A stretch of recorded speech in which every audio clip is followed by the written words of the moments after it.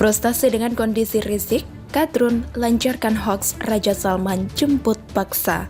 Ditulis oleh Niha Alif di theword.com. Sama seperti pimpinannya yang juga memutar balik fakta, Kadrun, pengikut si Imam Jumbo, juga sangat ahli membuat hoaks. Ini ibarat peribahasa guru kencing berdiri, murid kencing berlari. Kemarin, saat persidangan betapa mudahnya Rizik memutarbalikkan fakta dengan menuduh Bima Arya pembohong. Dia pun sampai membentak jaksa dan memposisikan diri sebagai pasien yang dikriminalisasi. Kata Rizik, baru kali ini ada pasien dipidanakan. Dia mungkin lupa kalau beberapa koruptor beralasan sakit saat menjalani pemeriksaan. Kini, setelah imam besarnya terpojok dengan pernyataan Bima Arya yang memberatkan, pengikutnya mulai menyebarkan hoaks. Kata mereka, Raja Salman akan menjemput paksa Rizik dan membuat Jokowi tak berdaya. Ini benar-benar hoaks yang dibuat orang sakit jiwa.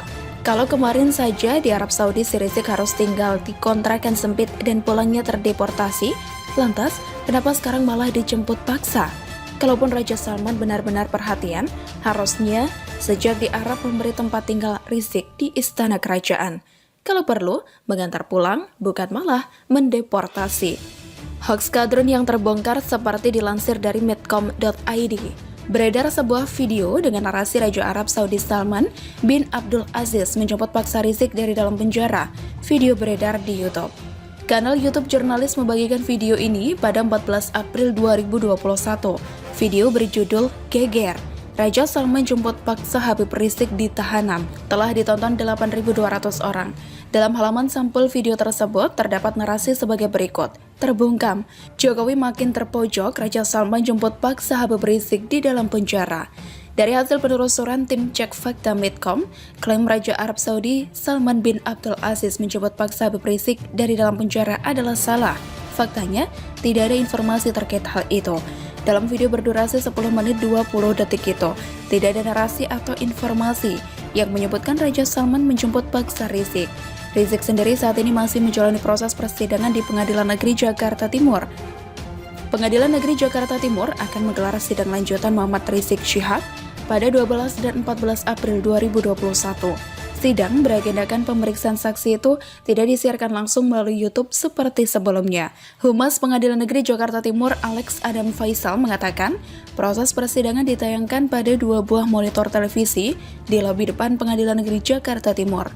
Tempat yang memang diperuntukkan bagi pengunjung dan media yang akan meliput. Rizik sendiri saat ini ditahan di rumah tahanan Barreskrim Polri Jakarta Selatan. Rizik sebelumnya ditahan di Rutan Polda Metro Jaya.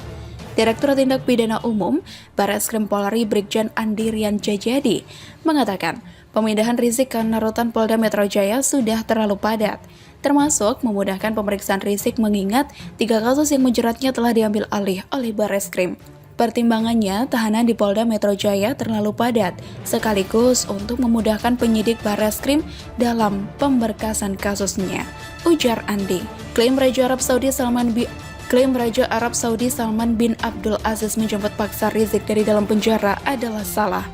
Faktanya, tidak ada informasi terkait hal itu. Informasi ini jenis hoax false connection atau koneksi yang salah. Jadi paling gamblang dalam mengamati konten jenis ini adalah ditemukannya judul yang berbeda dengan isi berita. Konten jenis ini biasanya diunggah demi memperoleh keuntungan berupa profit atau publikasi berlebih dari konten sensasional. Dari berita di atas kita bisa menilai betapa frustasinya Kadrun pendukung si Jumbo. Kalau dulu narasi yang dibangun adalah kriminalisasi imam besar oleh pemerintah, kini downgrade menjadi kriminalisasi pasien. Dan itu diucapkan oleh Rizik Syihab sendiri. Artinya, dia mengakui kalau dirinya bukanlah imam besar, melainkan imam abal-abal. Maka kalau ada tindakan hukum padanya berkaitan dengan penyembunyian status di rumah sakit, yang dikriminalisasi adalah Rizik sebagai pasien. Semoga saja persidangan Rizik yang kerap mempertontonkan akhlak tercela bisa dipercepat. Tentunya, kita berharap dia mendapat ganjaran maksimal atau kalau bisa seumur hidup. Lagi pula, buat apa juga kembali ke masyarakat kalau ormas FPI-nya sudah dibubarkan, lahannya disita dan rekeningnya dibekukan. Cocoknya Rizik menghabiskan hari tua di sana bersama Munarman dan sejenisnya. Jadi cocok yang satu temperamen dan suka mengumpat, satunya tukang siram kopi ke muka lawan. Begitulah kura-kura. Statement kontroversial Amin Rais karena perlakuan terhadap Rizik ditulis oleh Sardi di sewar.com. Amin Rais kembali melontarkan statement kontroversial dan bernada ancaman. Alasannya, dia mengaku kecewa dengan cara pemerintah memperlakukan Rizik sejak pulang ke Indonesia. Maklum saja, mereka sama-sama masuk ke dalam komplotan sakit hati yang entah kenapa sangat benci kepada pemerintah. Jadi, kalau ada satu orang yang kena masalah, pasti yang lain ikut merasa menderita. Kalau ditanyakan kepada orang-orang yang sangat membenci Rizik, mereka senang-senang aja kok. Bahkan bila perlu ditahan aja selamanya, sehingga negara ini tetap aman sentosa tanpa keributan. Amin Rais makin geram saat menyaksikan persidangan Rizik. Dia menilai Rizik mendapat perlakuan tak pantas dan terkesan didiskriminasi. Apa kita harus seperti ini terus? Jadi semua ahli hukum atau sebagian besar mengatakan pengadilan sesat. Hak seorang terdakwa diabaikan sama sekali. Saya kira itu melanggar hak asasi manusia, kata Amin Rais. Dengan menyematkan gelar tokoh Islam terkemuka di Indonesia, Amin Rais heran kenapa kriminalisasi terhadapnya terus berjalan bahkan sampai berlanjut ke pengadilan. Amin Rais kemudian mengungkit kejadian di Kashmir, India, yaitu berkumandangnya Hayya 'alal Jihad atau seruan berbuat jihad. Dia mengecam seandainya Rizik terus diperlakukan tidak baik, maka jangan menyesal jika seruan yang sama juga berkumandang di Indonesia. Saya cuma ingin menyampaikan, jangan sampai keluar dari lisan Pak Habib Rizik itu, misalnya seperti yang terjadi di Kashmir. Bagaimana orang India ketika terpojok lantas mengumandangkan Hayya 'alal Jihad, urainya.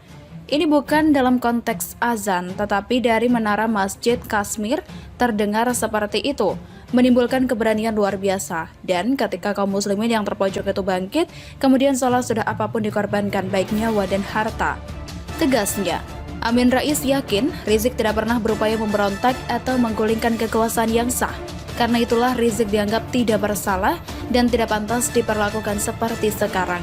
Cuma ingin bagaimana negeri ini dibenahi, nilai-nilai agama Islam dimuliakan, jangan sampai umat Islam mendapatkan diskriminasi seperti hantu yang ingin dimusnahkan, katanya.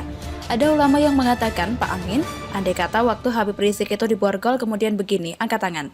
Lalu dari mulut keluar Hayya 'alal Jihad. Lalu bilang biadab, dia bilang itu akan ada gelombang elektronik yang menyentuh kaum muslimin tergelitik, kata dia.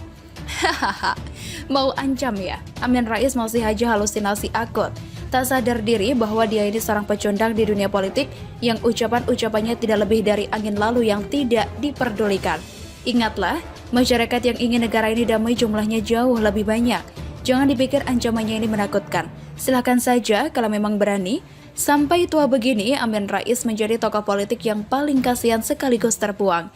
Makin tua, makin redup, makin bertambah usia, makin ngawur dan stres. Orang ini sudah tercatat dalam sejarah bangsa, di mana pernah terlahir seorang tokoh politik yang munafik dan tukang halusinasi, yang mulutnya sangat tidak beretika, suka memperkeruh situasi demi popularitas dan kekuasaan, rela mengoyak persatuan dan kesatuan bangsa dengan statement-statement basi. Negara ini sangat malu punya tokoh seperti dia. Masyarakat pun mungkin sudah mual entah berapa kali melihat tingkahnya yang makin kesini makin kekanak-kanakan. Buktinya, Amin Rais seolah mau intervensi jalannya persidangan. Padahal kalau ada lawannya yang disidang, dia pasti akan ancam siapapun yang berani intervensi hukum. Tapi, kalau kelompok sendiri maunya langsung dibebaskan tanpa syarat. Saya yakin Amin Rais pura-pura buta mengenai sikap Rizik selama persidangan. Ngamuk karena mau sidang offline dan tidak mau menjawab pertanyaan hakim. Pernah membentak dengan nada tinggi. Begitu juga dengan kuasa hukumnya yang teriak-teriak. Pendukungnya juga sama saja, liar dan keras kepala. Coba pikir pakai otak, jangan pakai dengkul. Apakah orang seperti ini patut dicontoh dan diteladani? Selama dia ceramah, berapa banyak ucapan-ucapan meresahkan yang sudah terlontar dari mulutnya? Jangan merasa sok benar, padahal banyak bukti yang membuktikan sebaliknya. Kalau mau menang sendiri, silahkan pergi saja.